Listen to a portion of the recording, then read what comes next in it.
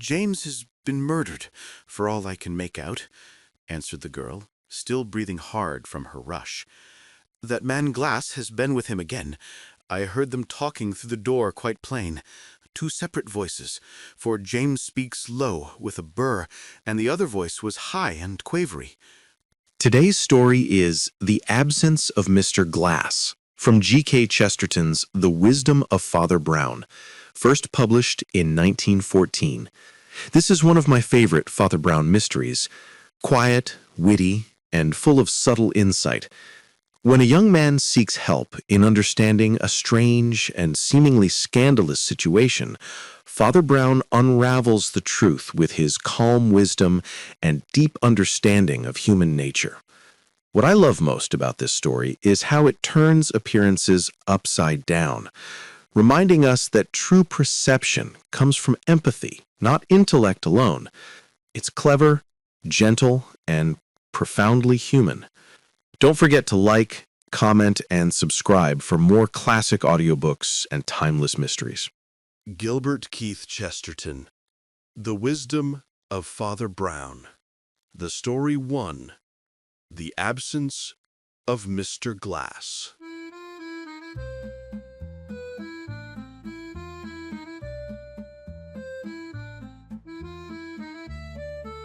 The consulting rooms of Dr. Orion Hood, the eminent criminologist and specialist in certain moral disorders, lay along the sea front at Scarborough, in a series of very large and well-lighted French windows, which showed the North Sea like one endless outer wall of blue-green marble.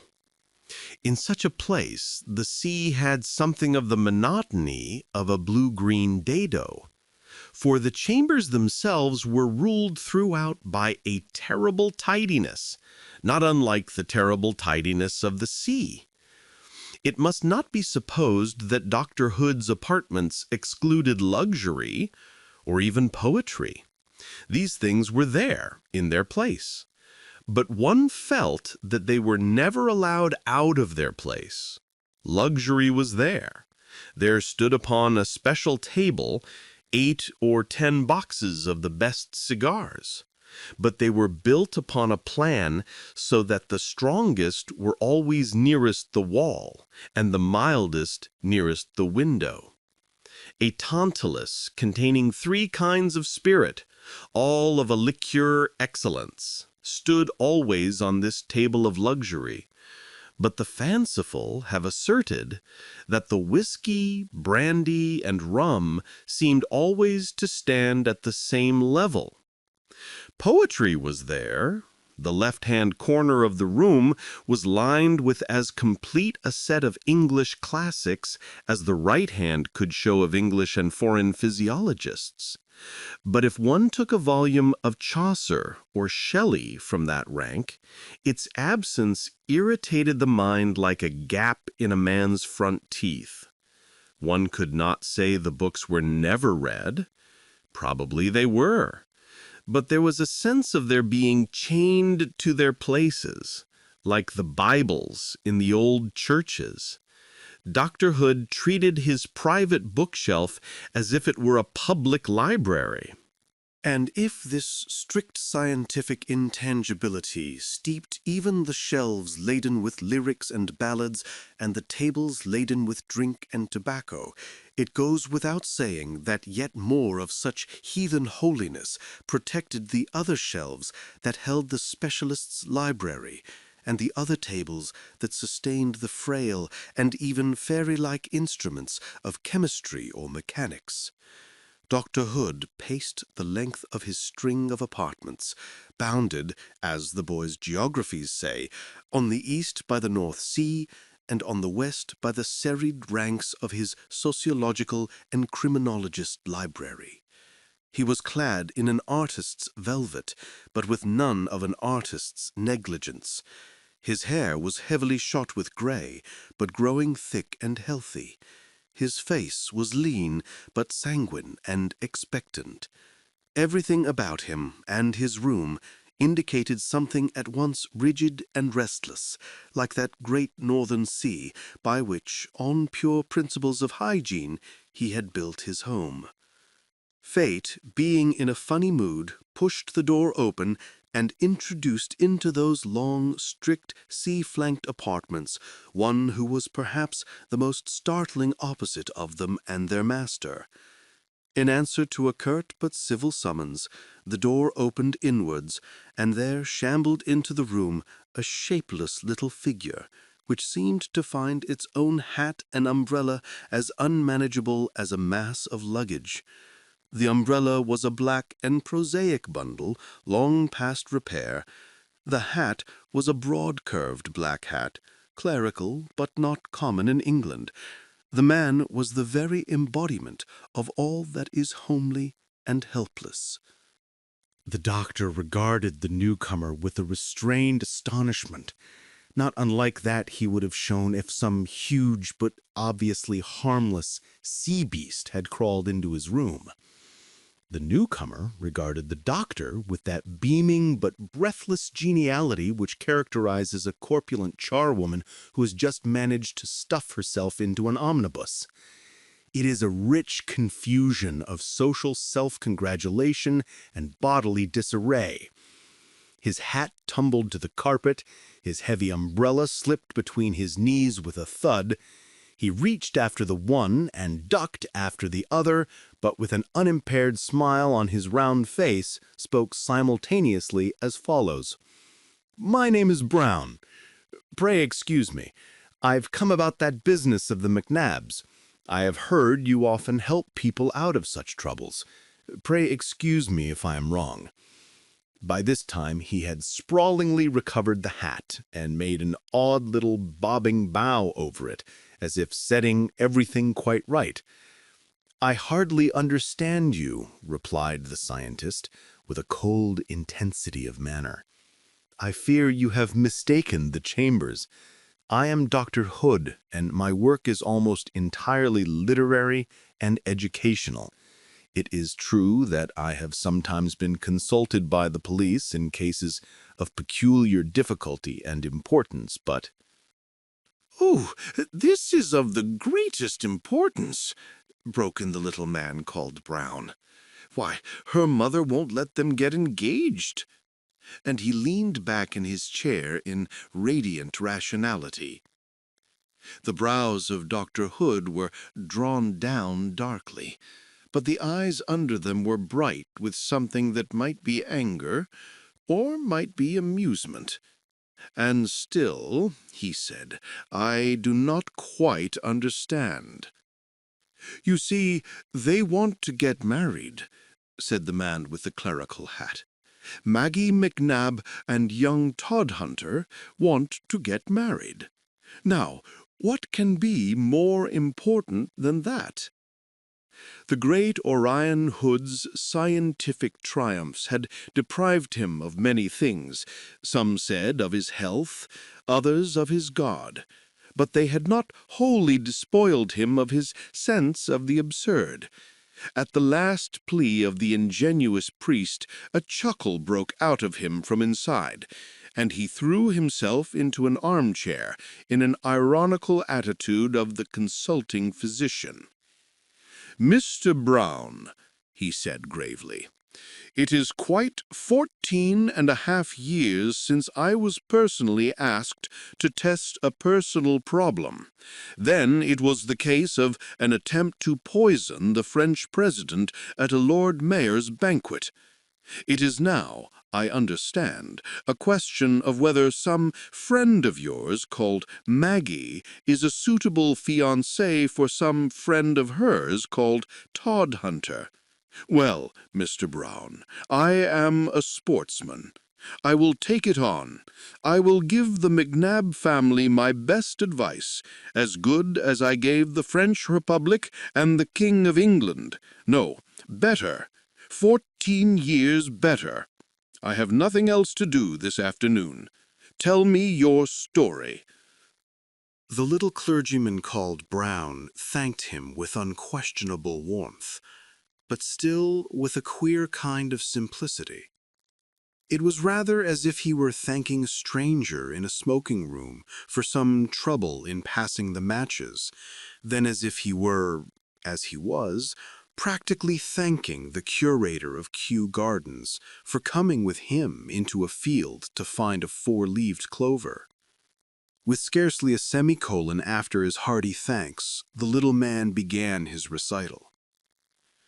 "I told you my name was Brown. Well, that's the fact.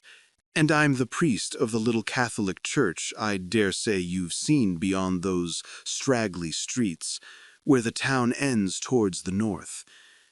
In the last and straggliest of those streets, which runs along the sea like a sea wall, there is a very honest but rather sharp-tempered member of my flock, a widow called McNab. She has one daughter, and she lets lodgings. And between her and the daughter, and between her and the lodgers, well, I dare say there is a great deal to be said on both sides. At present she has only one lodger, the young man called Toad Hunter, but he has given more trouble than all the rest, for he wants to marry the young woman of the house." "And the young woman of the house?" asked Dr. Hood, with huge and silent amusement. "What does she want?" "Well, she wants to marry him," cried Father Brown, sitting up eagerly. "That is just the awful complication." "It is indeed a hideous enigma," said Dr. Hood. "This young James Tudhunter," continued the cleric, "is a very decent man, so far as I know, but then nobody knows very much. He is a bright, brownish little fellow, agile like a monkey, clean-shaven like an actor, and obliging like a born courtier. He seems to have quite a pocketful of money, but nobody knows what his trade is. Mrs. McNab, therefore, being of a pessimistic turn, is quite sure it is something dreadful and probably connected with dynamite.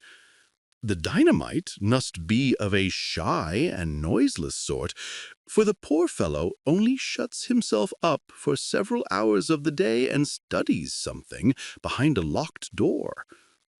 He declares his privacy is temporary and justified, and promises to explain before the wedding.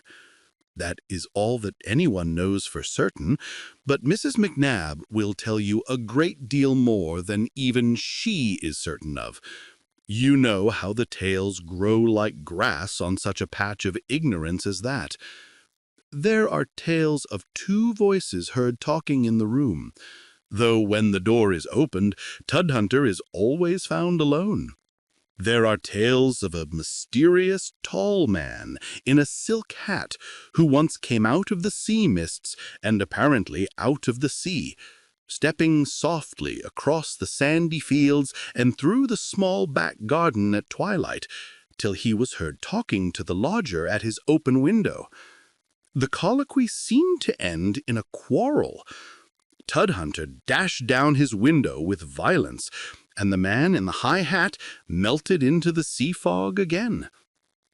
This story is told by the family with the fiercest mystification, but I really think Mrs. McNab prefers her own original tale, that the other man, or whatever it is, crawls out every night from the big box in the corner, which is kept locked all day.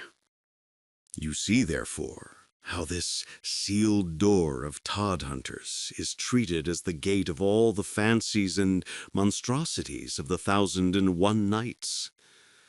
And yet there is the little fellow in his respectable black jacket, as punctual and innocent as a parlor clock. He pays his rent to the tick. He is practically a teetotaler. He is tirelessly kind with the younger children and can keep them amused for a day on end. And, last and most urgent of all, he has made himself equally popular with the eldest daughter, who is ready to go to church with him tomorrow. A man warmly concerned with any large theories has always a relish for applying them to any triviality. The great specialist, having condescended to the priest's simplicity, condescended expansively. He settled himself with comfort in his armchair and began to talk in the tone of a somewhat absent-minded lecturer. Even in a minute instance, it is best to look first to the main tendencies of nature.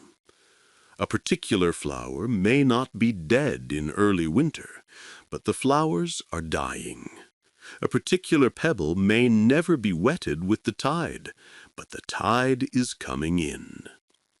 To the scientific eye, all human history is a series of collective movements, destructions or migrations, like the massacre of flies in winter or the return of birds in spring. Now, the root fact in all history is race. Race produces religion. Race produces legal and ethical wars. There is no stronger case than that of the wild, unworldly, and perishing stock which we commonly call the Celts, of whom your friends the MacNabs are specimens. Small, swarthy, and of this dreamy and drifting blood, they accept easily the superstitious explanation of any incidents, just as they still accept, you will excuse me for saying, that superstitious explanation of all incidents which you and your church represent. It is not remarkable that such people, with the sea moaning behind them and the church, excuse me again, droning in front of them, should put fantastic features into what are probably plain events. You, with your small parochial responsibilities, see only this particular Mrs. MacNab, terrified with this particular tale of 2 voices and a tall man out of the sea. But the man with the scientific imagination sees, as it were, the whole clans of MacNab scattered over the whole world, in its ultimate average as uniform as a tribe of birds.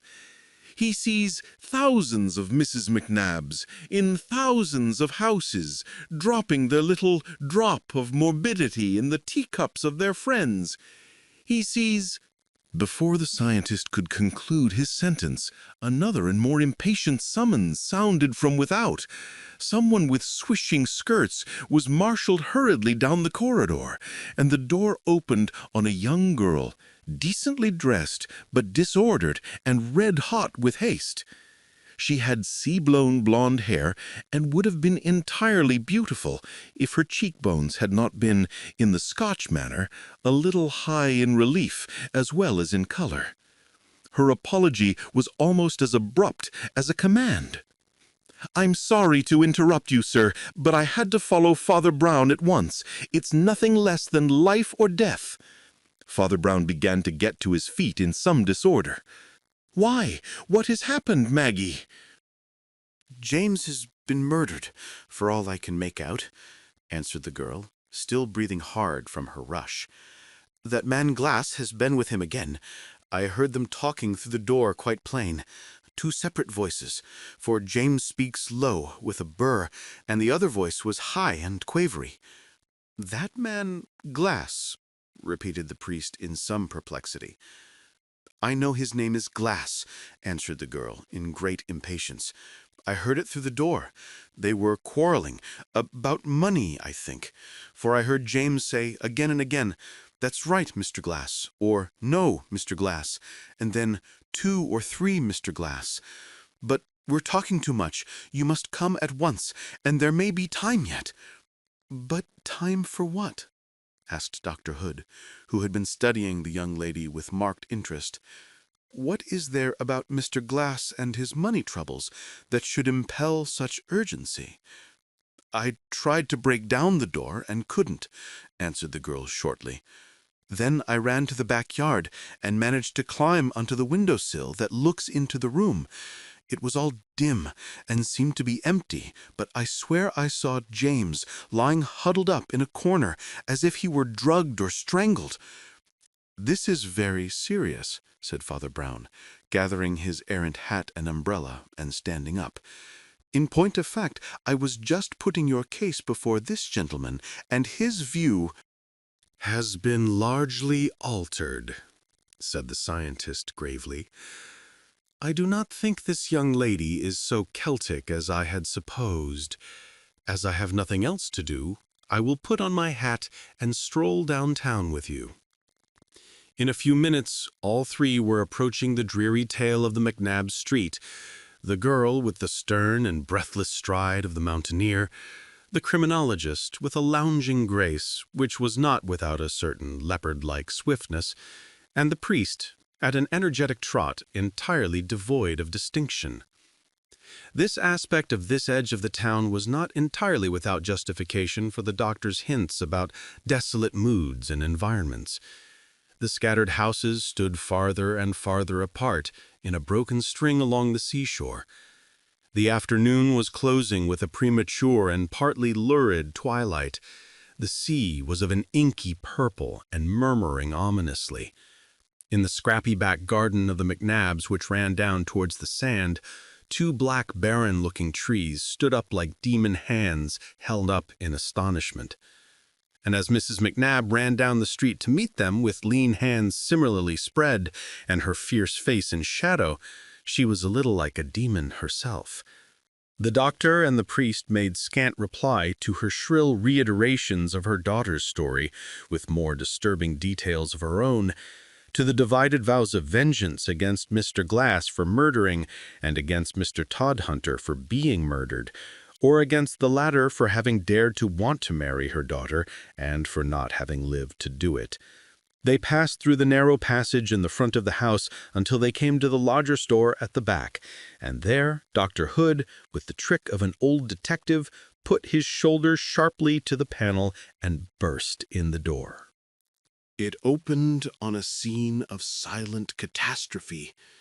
No one seeing it, even for a flash, could doubt that the room had been the theater of some thrilling collision between two, or perhaps more, persons. Playing cards lay littered across the table or fluttered about the floor as if a game had been interrupted. Two wine glasses stood ready for wine on a side table, but a third lay smashed in a star of crystal upon the carpet.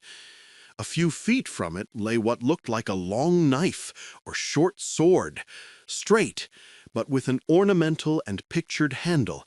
Its dull blade just caught a gray glint from the dreary window behind, which showed the black trees against the leaden level of the sea. Towards the opposite corner of the room was rolled a gentleman's silk top hat, as if it had just been knocked off his head, so much so, indeed, that one almost looked to see it still rolling. And in the corner behind it, thrown like a sack of potatoes, but corded like a railway trunk, lay Mr. James Todhunter, with a scarf across his mouth and 6 or 7 ropes knotted round his elbows and ankles. His brown eyes were alive and shifted alertly. Dr. Orion Hood paused for one instant on the doormat and drank in the whole scene of voiceless violence. Then he stepped swiftly across the carpet, picked up the tall silk hat, and gravely put it upon the head of the yet pinioned Todhunter. It was so much too large for him that it almost slipped down onto his shoulders. "Mr. Glass's hat," said the doctor, returning with it and peering into the inside with a pocket lens. "How to explain the absence of Mr. Glass and the presence of Mr. Glass's hat? For Mr. Glass is not a careless man with his clothes. That hat is of a stylish shape and systematically brushed and burnished, though not very new. An old dandy, I should think." "But, good heavens," called out Miss McNabb, "aren't you going to untie the man first?" "I say old with intention, though not with certainty," continued the expositor. "My reason for it might seem a little far-fetched. The hair of human beings falls out in very varying degrees, but almost always falls out slightly, and with the lens I should see the tiny hairs in a hat recently worn. It has none, which leads me to guess that Mr. Glass is bald. Now, when this is taken with the high-pitched and querulous voice which Miss McNab described so vividly, patience, my dear lady, patience. When we take the hairless head together with the tone common in senile anger, I should think we may deduce some advance in years. Nevertheless, he was probably vigorous, and he was almost certainly tall. I might rely in some degree on the story of his previous appearance at the window, as a tall man in silk hat, but I think I have more exact indication. This wine-glass has been smashed all over the place, but one of its splinters lies on the high bracket beside the mantelpiece. No such fragment could have fallen there if the vessel had been smashed in the hand of a comparatively short man like Mr. Todhunter. "By the way," said Father Brown, "might it not be as well to untie Mr. Todhunter?" "Our lesson from the drinking vessels does not end here," proceeded the specialist. "I may say at once that it is possible that the man Glass was bold or nervous through dissipation rather than age. Mr. Todhunter, as has been remarked, is a quiet, thrifty gentleman, essentially an abstainer. These cards and wine cups are no part of his normal habit. They have been produced for a particular companion. But as it happens, we may go farther. Mr. Todhunter may or may not possess this wine service, but there is no appearance of his possessing any wine. What then were these vessels to contain?" "I would at once suggest some brandy or whiskey, perhaps of a luxurious sort, from a flask in the pocket of Mr. Glass. We have thus something like a picture of the man, or at least of the type. Tall, elderly, fashionable but somewhat frayed, certainly fond of play and strong waters, perhaps rather too fond of them. Mr. Glass is a gentleman not unknown on the fringes of society." "Look here," cried the young woman, "if you don't let me pass to untie him, I'll run outside and scream for the police." "I should not advise you, Miss McNab," Dr. Hood gravely said, "to be in any hurry to fetch the police. Father Brown, I seriously ask you to compose your flock, for their sakes, not for mine. Well, we have seen something of the figure and quality of Mr. Glass. What are the chief facts known of Mr. Todhunter? They are substantially three: that he is economical, that he is more or less wealthy, and that he has a secret. Now, surely it is obvious that there are the three chief marks of the kind of man who is blackmailed. And surely it is equally obvious that the faded finery, the profligate habits, and the shrill irritation of Mr. Glass are the unmistakable marks of the kind of man who blackmails him. We have the two typical figures of a tragedy of hush money. On the one hand, the respectable man with a mystery. On the other, the West End vulture with a scent for a mystery.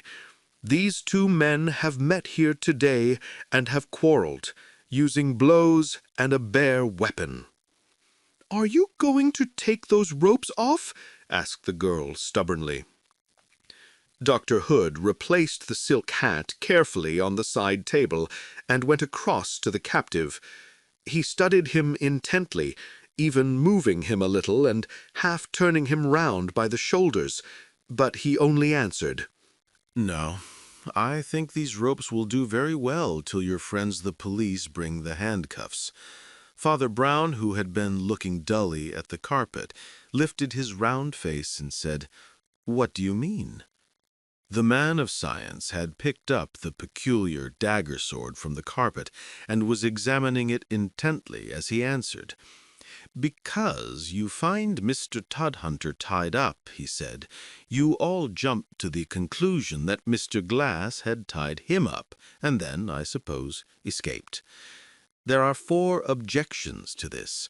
First, why should a gentleman so dressy as our friend Glass leave his hat behind him if he left of his own free will? Second," he continued, moving towards the window, "this is the only exit, and it is locked on the inside. Third, this blade here has a tiny touch of blood at the point, but there is no wound on Mr. Todhunter. Mr. Glass took that wound away with him, dead or alive. Add to all this primary probability. It is much more likely that the blackmailed person would try to kill his incubus, rather than that the blackmailer would try to kill the goose that lays his golden egg. There, I think we have a pretty complete story." "But the ropes?" inquired the priest, whose eyes had remained open with a rather vacant admiration. "Ah, the ropes," said the expert with a singular intonation. "Miss McNab very much wanted to know why I did not set Mr. Todhunter free from his ropes. Well, I will tell her. I did not do it because Mr. Todhunter can set himself free from them at any minute he chooses." "What?" cried the audience on quite different notes of astonishment. "I have looked at all the knots on Mr. Todhunter," reiterated Hood quietly. "I happen to know something about knots. They are quite a branch of criminal science. Every one of those knots he has made himself and could loosen himself. Not one of them would have been made by an enemy really trying to pinion him. The whole of this affair of the ropes is a clever fake to make us think him the victim of the struggle instead of the wretched Glass, whose corpse may be hidden in the garden or stuffed up the chimney." There was a rather depressed silence. The room was darkening. The sea-blighted boughs of the garden trees looked leaner and blacker than ever, yet they seemed to have come nearer to the window. One could almost fancy they were sea monsters like krakens or cuttlefish, writhing polypi who had crawled up from the sea to see the end of this tragedy, even as he, the villain and victim of it, the terrible man in the tall hat, had once crawled up from the sea. For the whole air was dense with the morbidity of blackmail, which is the most morbid of human things because it is a crime concealing a crime, a black plaster on a blacker wound. The face of the little Catholic priest, which was commonly complacent and even comic, had suddenly become knotted with a curious frown. It was not the blank curiosity of his first innocence.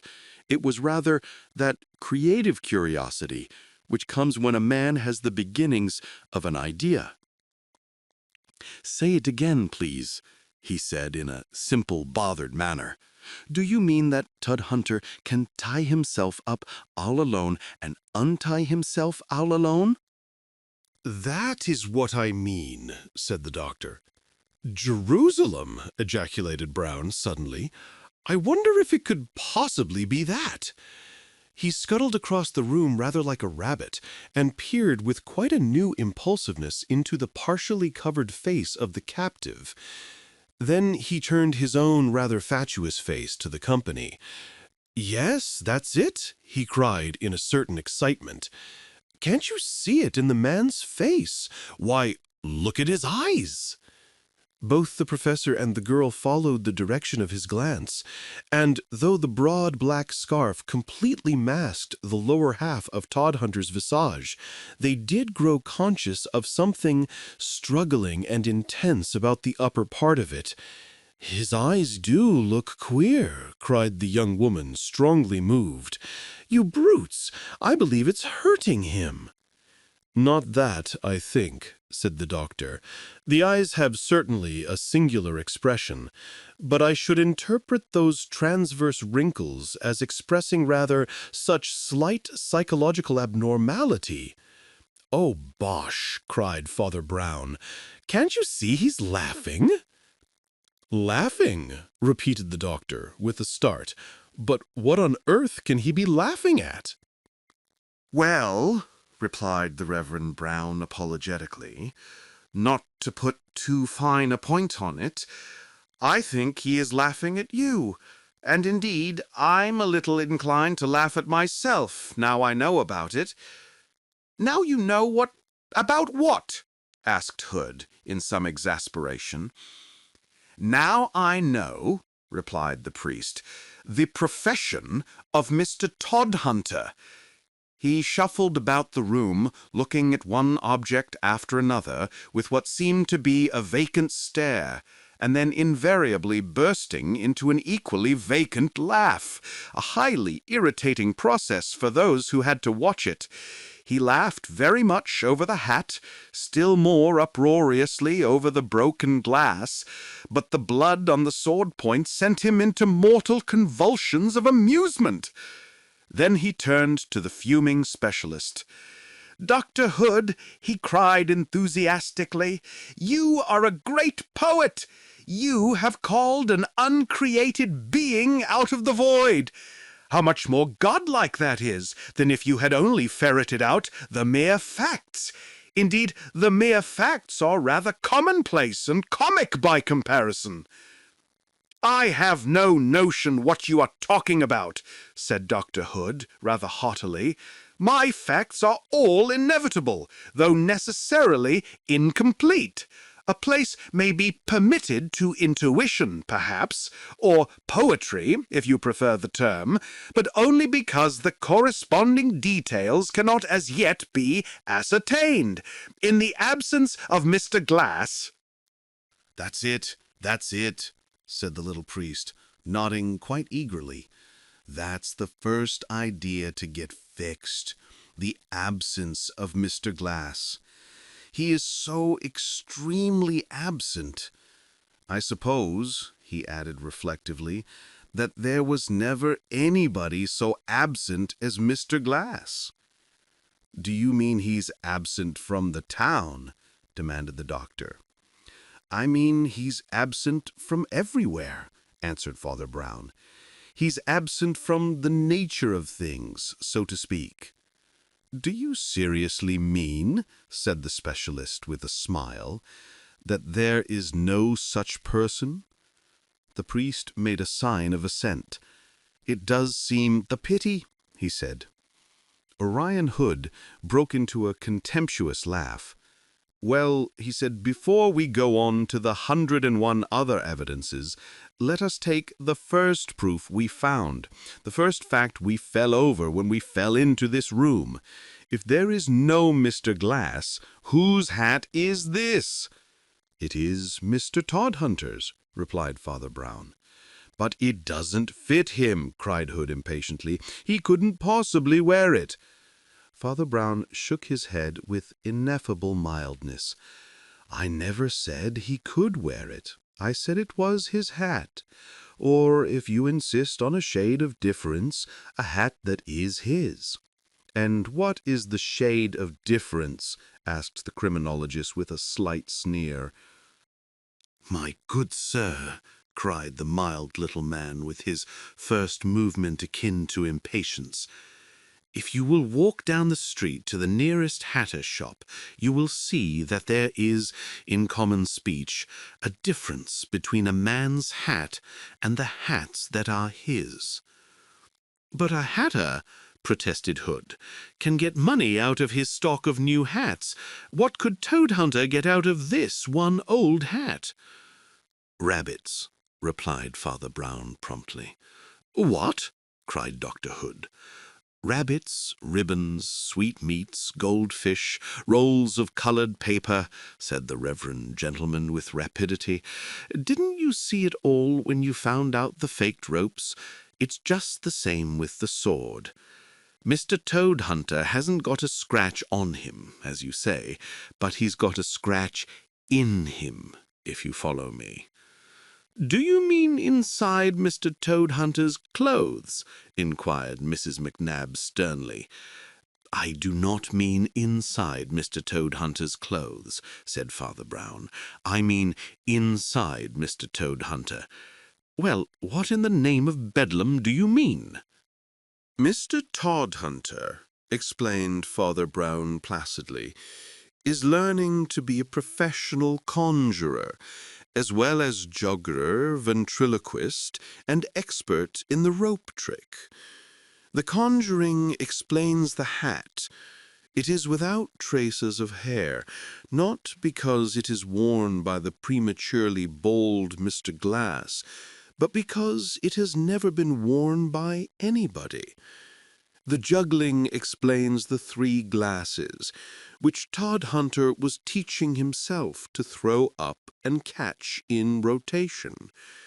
But being only at the stage of practice, he smashed 1 glass against the ceiling. And the juggling also explains the sword, which it was Mr. Todhunter's professional pride and duty to swallow. But again, being at the stage of practice, he very slightly grazed the inside of his throat with the weapon. Hence, he has a wound inside him, which I am sure, from the expression on his face, is not a serious one. He was also practicing the trick of a release from ropes, like the Davenport brothers, and he was just about to free himself when we all burst into the room. The cards, of course, are for card tricks, and they are scattered on the floor because he had just been practicing one of those dodges of sending them flying through the air. He merely kept his trade secret, because he had to keep his tricks secret like any other conjurer.